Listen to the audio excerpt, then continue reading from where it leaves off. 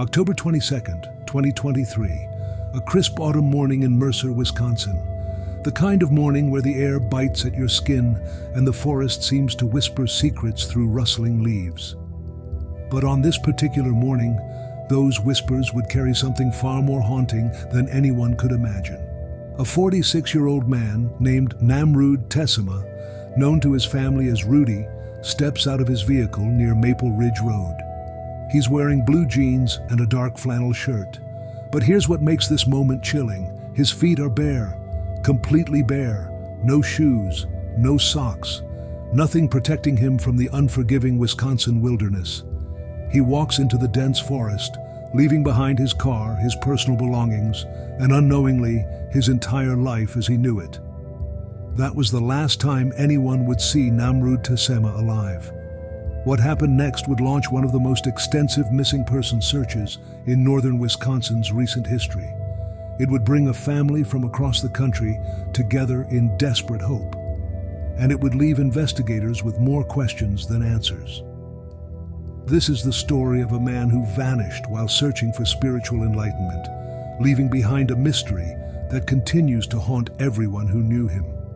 Namrud Tessema wasn't just any ordinary missing person. He was a father of two, described by those who loved him as caring, spiritual, and deeply connected to his family. Born and raised in the Rochester and Valhalla areas of New York, Rudy had spent most of his life in familiar surroundings, surrounded by people who knew and understood him. But something had changed in the months leading up to that fateful October day. According to his family, Rudy had developed a profound interest in Native American culture and traditions. This wasn't just a passing fascination.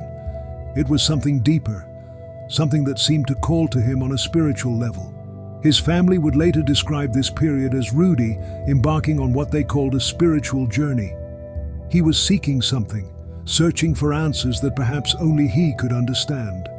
The pull was strong enough to take him away from everything familiar, away from New York, away from his children, and into the vast wilderness of Wisconsin.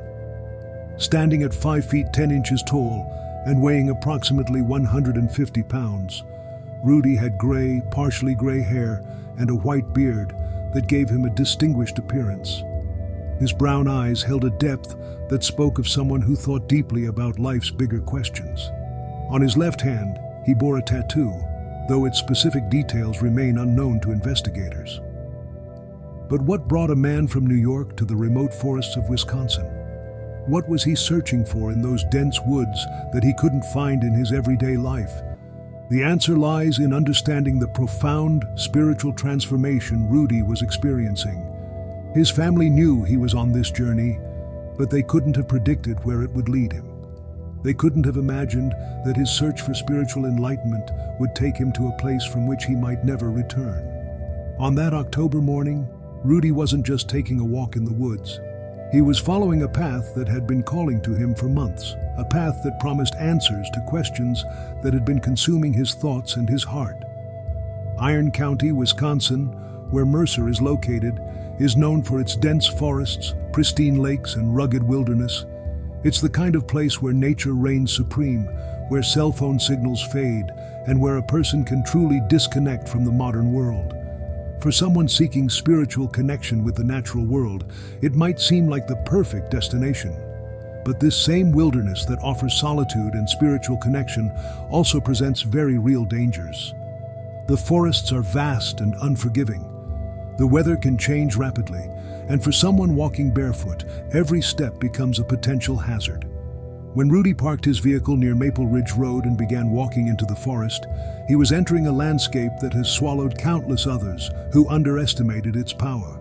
He was walking into a place where search and rescue teams would later spend countless hours combing through dense undergrowth, following every possible trail, checking every possible hiding spot. The last confirmed sighting of Namrud Tessema was near that wooded area off Maple Ridge Road. Witnesses described seeing a man matching his description walking barefoot, wearing his blue jeans and dark flannel shirt. He appeared to be walking with purpose, as if he knew exactly where he was going. But where was he going? And why was he walking barefoot in terrain that would challenge even the most experienced hikers? The barefoot detail isn't just a quirky footnote in this story, it's a crucial clue that speaks to Rudy's state of mind and his spiritual journey. In many spiritual traditions, removing shoes is a sign of reverence, of connecting more deeply with the earth, of showing respect for sacred ground. Perhaps Rudy felt he was walking on sacred ground. Perhaps he believed that only by removing the barriers between himself and the natural world could he find what he was searching for. Or perhaps there was something else driving his decision to walk barefoot into the wilderness, something we may never fully understand. What we do know is that by the end of that day, when Rudy should have returned to his vehicle, he was nowhere to be found. His car sat empty in the same spot where he had left it. His personal belongings remained untouched, but Rudy himself had vanished as completely as if the forest had swallowed him whole. The initial hours after someone goes missing are crucial. They're called the golden hours because that's when the chances of finding someone alive are highest. But in Rudy's case, those golden hours passed without any sign of him. When it became clear that Namrud Tessema was missing, the Iron County Sheriff's Department launched an immediate search operation. They knew they were racing against time, especially given the October weather conditions and the fact that Rudy was inadequately dressed for an extended stay in the wilderness. The search teams that descended on the Mercer area represented some of the most experienced wilderness search and rescue professionals in the region. They brought with them specialized equipment, trained search dogs, and years of experience in finding missing persons in challenging terrain. But the forest seemed to have erased all traces of Rudy's passage. Despite their expertise, despite their determination, despite their advanced equipment, the search teams found nothing. No footprints, no torn clothing, no signs of where Rudy might have gone after entering the woods. The search expanded rapidly. What began as a localized effort near Maple Ridge Road soon encompassed multiple counties in northern Wisconsin. Ground teams were supplemented by drone operators who could cover vast areas from above, their cameras scanning the forest canopy for any sign of movement or disturbance. The terrain they were searching presented unique challenges. The forests of northern Wisconsin are dense, with thick undergrowth that can hide a person just yards away from searchers.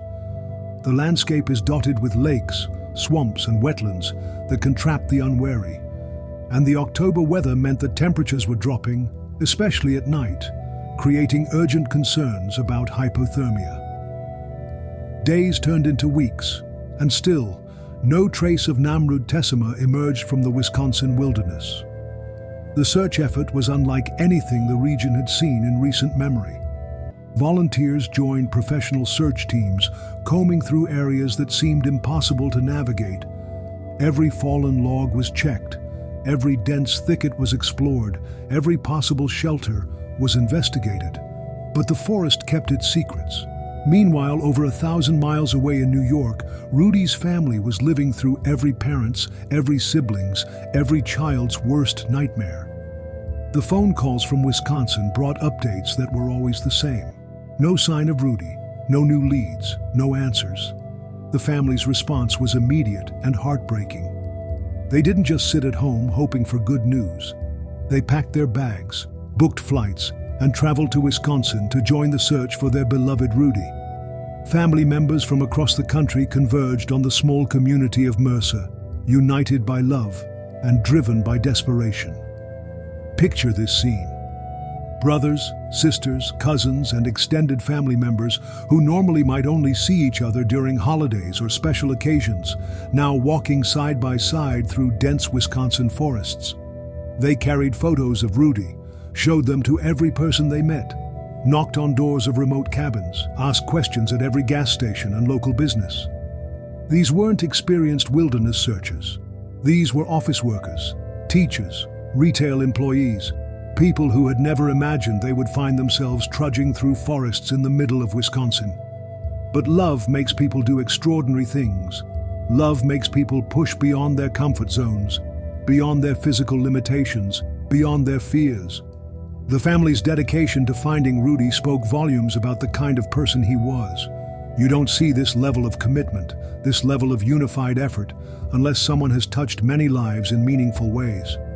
Rudy wasn't just missing, he was deeply missed. Local news outlets began covering the story, and the community response was remarkable. Residents of Mercer and surrounding areas joined the search efforts. Business owners offered free meals to search volunteers. Local hotels provided discounted rates for Rudy's family members. The entire region seemed to embrace the search as their own mission. But as the days passed, a grim reality began to set in. The weather was getting colder. Snow was beginning to dust the forest floors. The chances of finding Rudy alive were diminishing with each passing day. The Wisconsin Missing Person Database officially listed Namrud Tessema as missing on October 22, 2023. His case joined the ranks of thousands of others across the country, but for his family, he wasn't just another statistic. He was a father who should have been home helping his children with homework. He was a brother who should have been answering his phone. He was a son who should have been checking in with his family. The investigation began to piece together Rudy's final movements before he disappeared. They learned about his spiritual journey, his interest in Native American culture, his decision to travel to Wisconsin. But understanding his motivations didn't bring them any closer to finding him. Investigators discovered that Rudy had been dealing with some legal issues prior to his disappearance. He had faced drug possession charges, adding another layer of complexity to his story. But his family insisted that despite his troubles, Rudy was working to turn his life around. His spiritual journey wasn't an escape from responsibility. It was an attempt to find healing and direction. This detail humanizes Rudy in a way that pure victim narratives often miss. He wasn't perfect. He had struggled with personal demons, as many people do. But he was trying to better himself, trying to find a path forward, trying to connect with something larger than his immediate problems. The search continued to expand beyond Iron County. Teams began looking in neighboring counties, following leads that took them to different forests, different towns, different possibilities. Every reported sighting was investigated. Every tip was followed up. Every possible lead was pursued with the same intensity as if it were the break they had all been hoping for. But Wisconsin's wilderness is vast. The state contains over 15 million acres of forest land. Even with modern technology, even with dedicated volunteers, even with the best intentions, finding one person in that much territory is like searching for a needle in a haystack the size of several states. The family established a Facebook page dedicated to finding Rudy. The page became a hub for sharing information, coordinating search efforts, and keeping the public aware of his disappearance. Social media posts about Rudy were shared thousands of times, extending the reach of the search far beyond Wisconsin's borders.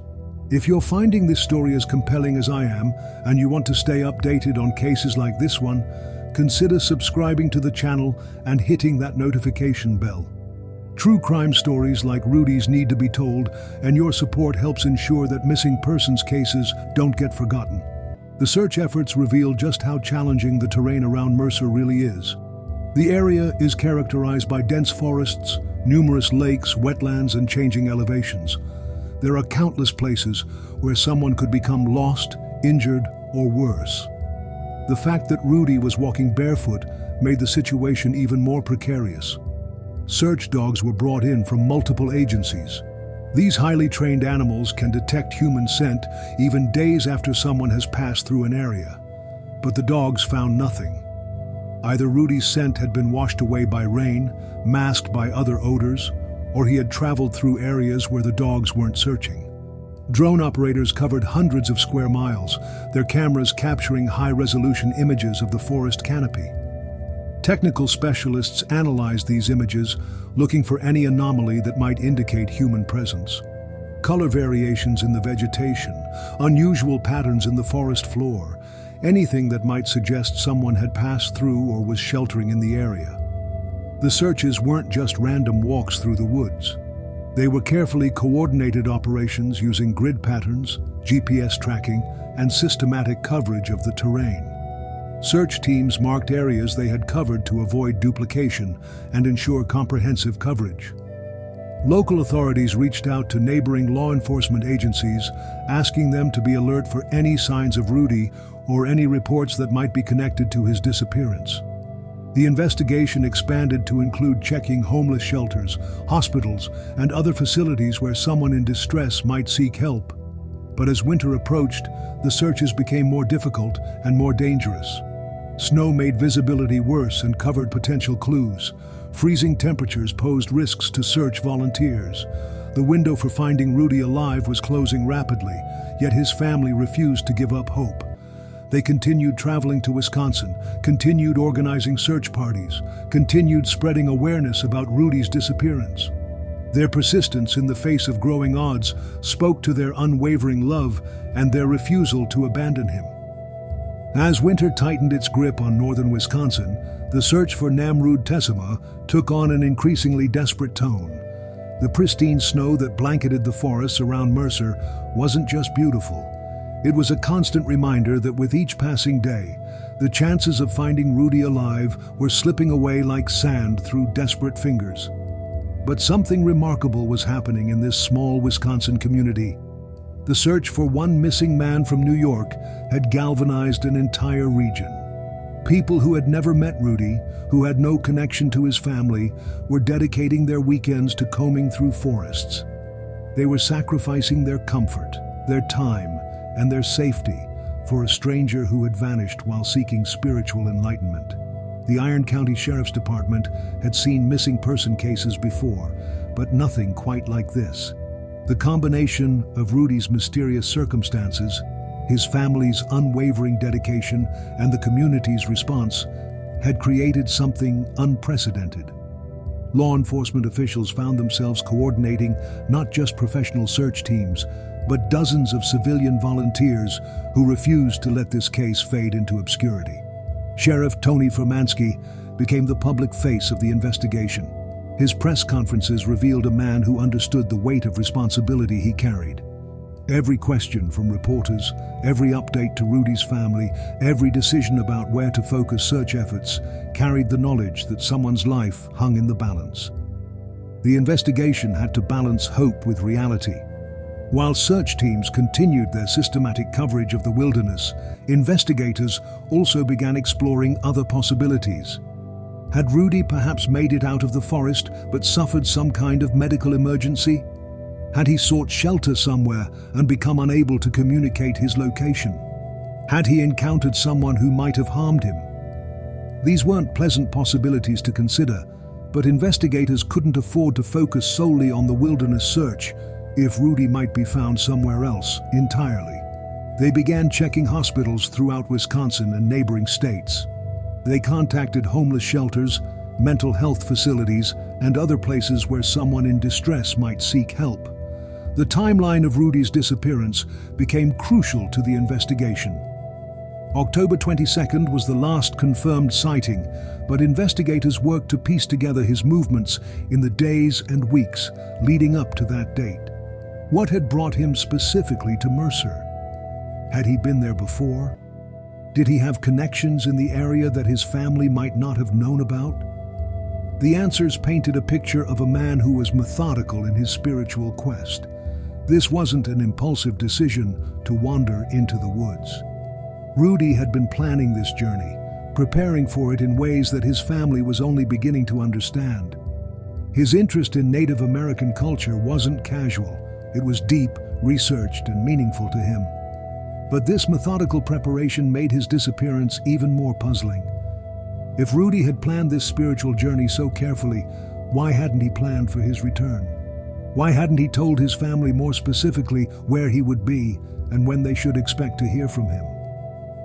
The search teams began focusing on areas with cultural significance to Native American communities. Perhaps Rudy had been drawn to specific locations that held spiritual meaning. Perhaps he had been seeking out places of power, places of healing, places where he believed he could connect with something greater than himself. This approach led searchers to areas they might not have considered otherwise. Ancient burial sites, locations mentioned in tribal histories, places where ceremonies had been conducted for generations. The search was becoming not just a rescue operation, but a journey into the spiritual landscape that had called to Rudy so powerfully. Local Native American community members were consulted about the significance of various locations in the area. Their knowledge of the land, their understanding of spiritual practices, and their insights into what might have drawn Rudy to specific places became invaluable to the search effort. But even with this expanded understanding of Rudy's motivations, the forest continued to guard its secrets. Each new area searched yielded the same result. No sign of Namrud Tessema, no clues about where he might have gone, no indication of what had happened to him after he walked barefoot into the Wisconsin wilderness. The technological aspects of the search were impressive in their scope and sophistication. Thermal imaging cameras were used to detect body heat that might indicate someone sheltering in the forest. Ground-penetrating radar was employed in areas where searchers suspected someone might have taken shelter underground or in natural caves. Cell phone data was analyzed to see if Rudy's phone had pinged any towers after his disappearance. Digital forensics experts examined his social media accounts, his email, and any other electronic traces that might provide clues about his plans or his state of mind. The results were as puzzling as they were disappointing. Rudy seemed to have simply vanished without leaving any digital footprint. His phone either died, was turned off, or was taken somewhere beyond the reach of cell towers. His online accounts showed no activity after his disappearance. This digital silence was particularly noteworthy in an age where most people leave constant electronic traces of their movements and activities. Rudy's complete disappearance from the digital world suggested either that something had happened to him very quickly after he entered the forest, or that he had deliberately chosen to disconnect from all forms of electronic communication. The weather records for October 22nd and the days following became crucial pieces of evidence. Investigators needed to understand exactly what conditions Rudy would have faced during his time in the wilderness. The temperatures, precipitation, wind patterns, and visibility conditions all affected both his survival chances and the search efforts. October in northern Wisconsin can be deceptively dangerous. While daytime temperatures might be comfortable, nighttime temperatures can drop dramatically. A person dressed in jeans and a flannel shirt, walking barefoot, would face serious risks of hypothermia if caught in the wilderness overnight. But Rudy wasn't just any person caught unprepared in the wilderness. His family described him as someone who had been preparing for this spiritual journey. Did that preparation include survival skills? Did he have knowledge about finding shelter, locating water, staying warm? Or was his preparation purely spiritual, leaving him vulnerable to the physical realities of wilderness survival? The investigation revealed that Rudy had been dealing with more than just spiritual seeking in the months before his disappearance. The drug possession charges mentioned earlier weren't just legal troubles. They were symptoms of personal struggles that his family was trying to understand and support him through. But rather than painting Rudy in a negative light, these details humanized him further. Here was a man who was struggling with very real problems, who was searching for solutions not just in courtrooms or counseling sessions, but in spiritual practices in connection with nature. His journey to Wisconsin wasn't an escape from his problems. It was an attempt to address them at their root. This context made his disappearance even more heartbreaking. Rudy wasn't just a missing person. He was someone who had been actively working to better himself, to find healing, to discover a path forward. His spiritual journey represented hope, growth, and the possibility of transformation. The family's social media efforts began attracting attention beyond Wisconsin and New York. True crime podcasters picked up the story. Missing person advocacy groups shared his information. The hashtag associated with his case began trending regionally, bringing new eyes to the search effort. One particularly poignant podcast episode featured an interview with one of Rudy's family members. The pain in their voice as they described their ongoing hope, their refusal to give up, their daily struggle with not knowing what had happened to someone they loved, resonated with listeners across the country. If you're moved by stories like this, stories that show both the best and most heartbreaking aspects of human nature, please consider subscribing and sharing this content. Missing persons cases like Rudy's depend on public awareness, and your engagement helps ensure these stories reach the people who might have crucial information. The volunteer search efforts evolved into something resembling a small movement. Regular volunteers began coordinating their own search parties. Local businesses started donating supplies, churches organized prayer vigils. The community around Mercer had essentially adopted Rudy's case as their own. But winter in Wisconsin doesn't wait for search efforts to conclude. As snow depths increased and temperatures dropped consistently below freezing, the practical challenges of searching became overwhelming. Volunteers who had been hiking through forests were now struggling through knee-deep snow. Areas that had been accessible in October became virtually impassable by December. The search teams had to make the difficult decision to scale back their efforts during the harshest winter months. This wasn't abandoning the search, it was acknowledging the reality that continuing intensive ground searches in blizzard conditions would endanger the volunteers without significantly improving the chances of finding Rudy. This scaling back was devastating for Rudy's family. Every day without searching felt like giving up. Every day without new leads felt like abandoning him. But they also understood the practical realities. They couldn't ask volunteers to risk their own lives in conditions that made effective searching nearly impossible. The case began attracting attention from specialized missing person organizations. The National Missing and Unidentified Person System included Rudy's information in their database. Cold case specialists reviewed the investigation to see if there were any angles that hadn't been explored. Professional profilers analyzed what was known about Rudy's personality, his spiritual interests, his recent struggles, and his final actions to develop theories about what might have happened to him. These psychological profiles didn't provide definitive answers, but they helped focus search efforts and investigative approaches. Some profilers suggested that Rudy's spiritual quest might have taken him to locations that weren't obviously connected to the area where he was last seen. His interest in Native American culture might have led him to seek out specific sites, ceremonies, or communities that could be hundreds of miles from where his car was found. Others theorized that his barefoot condition suggested a specific spiritual practice or ritual that might provide clues about his intentions and his likely actions. The removal of shoes in many spiritual traditions represents humility, connection with the earth, and reverence for sacred space. But theories, no matter how well informed, couldn't replace the concrete evidence that investigators desperately needed. Without physical evidence, without witnesses, without digital traces, the investigation was working with an almost impossibly small amount of information. The winter months also brought a different kind of challenge for Rudy's family.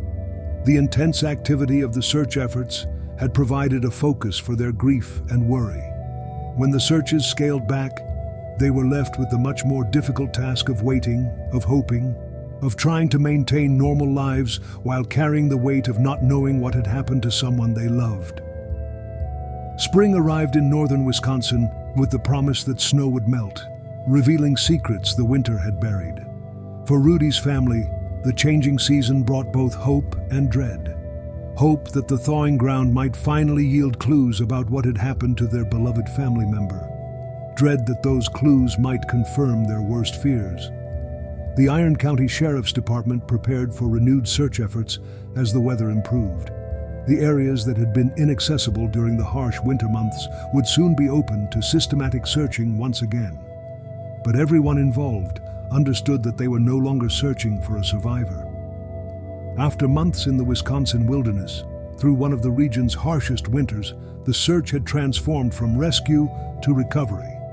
Yet Rudy's family refused to abandon hope entirely. They had seen too many cases where missing persons were found alive after impossible circumstances. They had heard too many stories of human resilience and survival against overwhelming odds. Until they had definitive proof otherwise, they would continue to believe that somewhere, somehow, Rudy might still be alive. The spring searches revealed just how thoroughly the winter had transformed the landscape where Rudy had disappeared. Areas that had been carefully searched in October were now marked by fallen trees, shifted debris, and the subtle but significant changes that occur when nature reclaims space without human presence. Search teams had to essentially start over in many areas. The systematic grid patterns they had established months earlier were no longer valid. The GPS coordinates that had marked previously searched areas now pointed to landscapes that looked entirely different under spring conditions. But the renewed search efforts also brought new technology and new approaches. Advances in drone capabilities meant that aerial searches could cover more ground with higher resolution imaging. Improved ground-penetrating radar could detect anomalies that might have been missed during the initial searches. The case had also attracted attention from volunteer search and rescue organizations across the Midwest. Teams that specialized in long-term missing person cases brought their expertise to bear on Rudy's disappearance. These weren't just local volunteers anymore. These were professionals who had dedicated their lives to finding people who had vanished without a trace. The expanded search efforts covered areas far beyond the immediate vicinity of Maple Ridge Road, where Rudy was last seen. The investigation had revealed that someone on a spiritual journey might travel much farther than initially assumed, especially if they were following what they perceived as spiritual guidance or calling. Search teams began exploring areas with known connections to Native American spiritual practices. Sacred sites, traditional gathering places, locations mentioned in oral histories and tribal records. The search was becoming as much an exploration of the spiritual landscape as it was a physical rescue operation. Local tribal members continued to provide invaluable assistance to the search efforts. Their knowledge of the land, their understanding of spiritual practices, and their insights into what might have drawn someone like Rudy to specific locations helped guide search teams to areas they might not have considered otherwise. But even with this expanded cultural understanding, even with improved technology, even with the dedication of professional search teams, the results remained the same. No trace of Namrud Tessema, no clues about what had happened to him, no evidence that explained his complete disappearance from the Wisconsin wilderness. The investigation began exploring possibilities that extended beyond the immediate search area. Had Rudy perhaps made it out of the forest, but encountered problems elsewhere? Had he been picked up by someone who had either helped or harmed him? Had his spiritual journey taken him to locations hundreds of miles from where his car was found? These broader investigative approaches led to cooperation with law enforcement agencies across multiple states. Missing person bulletins were distributed throughout the Midwest. Hospitals, shelters, and social service agencies were contacted with Rudy's information. The search for one missing man had become a multi-state investigation. The family's efforts to maintain public awareness of Rudy's case continued throughout the winter and into the spring. Their social media campaigns evolved into sophisticated awareness efforts that reached thousands of people across the country. They organized fundraisers to support continued search efforts. They maintained contact with media outlets to ensure Rudy's story didn't fade from public consciousness. The emotional toll on Rudy's family was evident to everyone who encountered them during this period. The constant uncertainty, the daily choice between hope and despair, the practical challenges of maintaining normal lives while dedicating enormous energy to search efforts created pressures that few people could fully understand. Yet they persevered with a grace and determination that inspired everyone who worked with them. They turned their personal tragedy into advocacy for other missing persons. They used their experience to help other families navigate the complex world of missing person investigations. They transformed their pain into purpose. The case began attracting attention from true crime researchers and journalists who specialized in unsolved mysteries. Podcast episodes dedicated to Rudy's disappearance brought his story to new audiences. Television programs featured his case alongside other mysterious disappearances. The hope was that broader exposure might reach someone with crucial information. But media attention also brought challenges. Speculation about what had happened to Rudy ranged from reasonable theories to wild conspiracy thinking. The family had to navigate not just their own grief and uncertainty, but also public commentary that sometimes showed little sensitivity to their pain. Professional investigators reviewing the case noted several aspects that made it particularly challenging. The lack of physical evidence was unusual, even for wilderness disappearances. The complete absence of any trace of Rudy's passage through the forest suggested either that he had traveled in ways that left minimal impact, or that evidence had been removed or destroyed by natural or human factors. The timing of his disappearance also created investigative challenges. October weather in northern Wisconsin can change rapidly, potentially destroying evidence within hours or days. The transition from fall to winter meant that any physical traces of Rudy's presence would have been covered by snow and subjected to months of freeze-thaw cycles that could eliminate crucial clues. The barefoot detail continued to puzzle investigators and search teams. Walking barefoot through Wisconsin forests in October isn't just uncomfortable, it's dangerous. The terrain includes sharp rocks, fallen branches, thorns, and other hazards that would injure unprotected feet within a relatively short distance. Yet no evidence of blood or injury was found along any of the possible routes Rudy might have taken. This suggested either that he had followed paths that avoided the worst hazards, that he had developed unusual tolerance for walking barefoot on difficult terrain, or that something had happened to him very quickly after he entered the forest. The investigation also revealed the complexity of spiritual seeking in contemporary American culture. Rudy's interest in Native American traditions was part of a broader pattern of people from various backgrounds seeking spiritual connection and meaning through indigenous practices and beliefs. This cultural context provided important insights into Rudy's motivations and possible actions, but it also raised sensitive questions about appropriation, respect, and the responsibilities of people exploring spiritual traditions outside their own cultural backgrounds. Local Native American community leaders handled these sensitivities with remarkable grace, focusing on the human aspects of the search while also using the attention to educate people about their culture and traditions. Their involvement in the search efforts became a bridge between communities that might not otherwise have connected. As the investigation progressed into its second year, the practical realities of resource allocation began affecting the search efforts.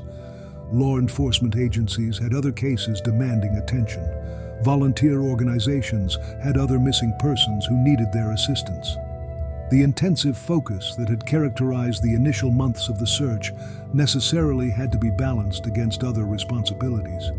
But the scaling back of official search efforts didn't mean abandonment of the case. The investigation remained active, with investigators following up on any new leads or information. The case file stayed open, ready to be reactivated if new evidence emerged. The family established a more permanent organizational structure to support continued efforts to find Rudy. They created formal relationships with missing person advocacy organizations. They developed protocols for following up on tips and potential sightings. They built a network that could respond quickly if new information emerged. One of the most remarkable aspects of Rudy's case was how it had transformed the community around Mercer, Wisconsin. A small town that might normally see missing person cases as tragic but isolated incidents had embraced this search as their own mission. Local businesses continued displaying Rudy's photo and information months after he disappeared. The case had also created lasting connections between Rudy's family and the Wisconsin community. What had begun as a desperate search for a missing family member had evolved into genuine relationships built on shared concern and mutual respect. The family's gratitude for the community's support was matched by the community's admiration for the family's strength and persistence. Educational aspects emerged from the case as well. The extensive search efforts had provided valuable training and experience for local search and rescue teams. The cooperation between different agencies had established protocols that would benefit future investigations. The community response had created models for supporting families of missing persons. But underneath all these positive outcomes remained the central tragedy. Namrud Tessema was still missing. His children still didn't know what had happened to their father. His family still lived with the daily uncertainty of not knowing whether he was alive or dead, whether he was suffering or at peace, whether he would ever come home. The investigation had explored every reasonable possibility, and several unreasonable ones. Ground searches had covered hundreds of square miles. Aerial searches had photographed thousands of acres. Digital investigations had examined every electronic trace. Interviews had been conducted with hundreds of people who might have had relevant information. The result of all this effort was a profound mystery that seemed to resist all attempts at solution. Namrud Tessema had vanished as completely as if he had never existed, leaving behind only questions and the enduring love of people who refused to forget him. Current status reports from the Iron County Sheriff's Department continue to list the case as an active investigation.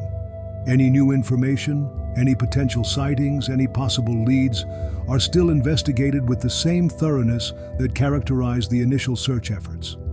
The family continues their advocacy efforts, not just for Rudy, but for all missing persons and their families.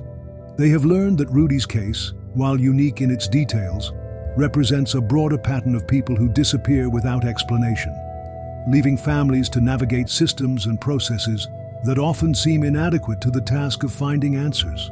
If you've been following this story, if you're moved by the dedication of Rudy's family and the community that embraced their search, please subscribe to stay informed about updates to this case and others like it. Share this story with others who might have information or who care about missing persons issues.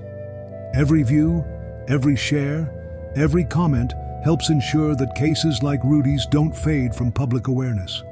The mystery of what happened to Namrud Tessema on that October morning in the Wisconsin wilderness remains unsolved. But the impact of his disappearance extends far beyond the unanswered questions surrounding his fate. His case has brought people together, created lasting bonds between communities, and demonstrated the power of human compassion in the face of inexplicable tragedy.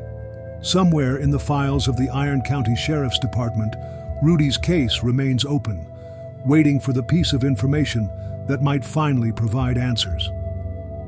Somewhere in Wisconsin, people who never met him continue to remember his story and remain alert for any sign that might lead to resolution.